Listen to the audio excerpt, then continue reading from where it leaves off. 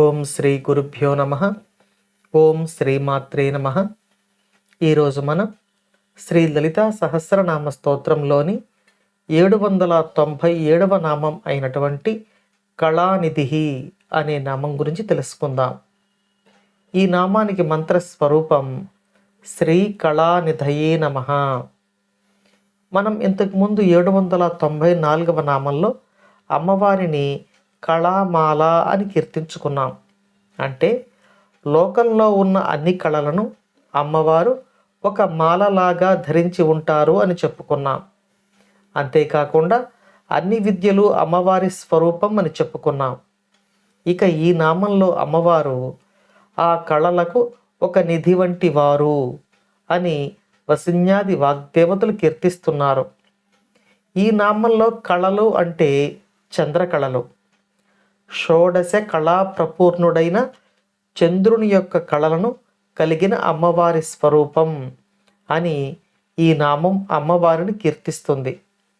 షోడశి కళలకు ఆధారభూతమైన స్వరూపం అంటే పంచదశి మహామంత్రానికి ఆధారమైన అమ్మవారి స్వరూపం అని ఈ నామం అమ్మవారిని కీర్తిస్తోంది. ఈ నామంలో సాక్షాత్తు అమ్మవారి యొక్క మూల మంత్రమైనటువంటి అమ్మవారి స్వరూపమైన మంత్రమైనటువంటి షోడశి మంత్రం యొక్క ప్రస్తావన అర్థం దాగి ఉన్నాయి. అమ్మవారిని కళ అనే పదంతో ఏ నామంలో అయితే కీర్తిస్తున్నామో ఆ నామం అమ్మవారి షోడశి కళలను వర్ణించేది అయి ఉంటుంది. ఇక 15 కళలు కలిగిన పంచదశి మంత్రానికి ఏ అమ్మవారి కళ కలిస్తే షోడశి మంత్రంగా అమ్మవారి శబ్దస్వరూపంగా మనం కీర్తిస్తున్నామో ఆ షోడశి మంత్రం యొక్క శక్తి ఈ నామంలో దాగి ఉంది. ఈ నామం జపించి అమ్మవారి యొక్క పరిపూర్ణమైన అనుగ్రహానికి మనం పాత్రులం అవుదుంగాక.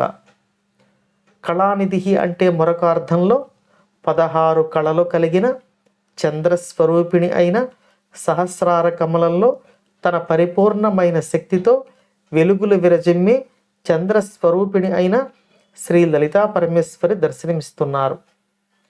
మనం ఇక్కడ చంద్రుని యొక్క కళలు అని తరచుగా చెప్పుకుంటూ ఉన్నాం. ఈ చంద్రుని యొక్క కళలు అంటే మనకు రోజు రాత్రి స్వరూపంలో దర్శనమిచ్చే చంద్రుని యొక్క స్వరూపం కాదు. రాత్రి సమయంలో మనకు దర్శనమిచ్చే ఆ చంద్రుని యొక్క స్వరూపానికి మూలమైన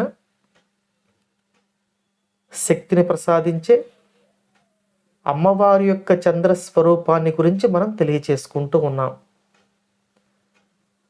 ఆ చంద్ర స్వరూపం మనకు కుండలిని శక్తి మూలాధారం నుండి బయలుదేరి సహస్రార కమలానికి చేరినప్పుడు సాధకునికి దర్శనమిస్తుంది.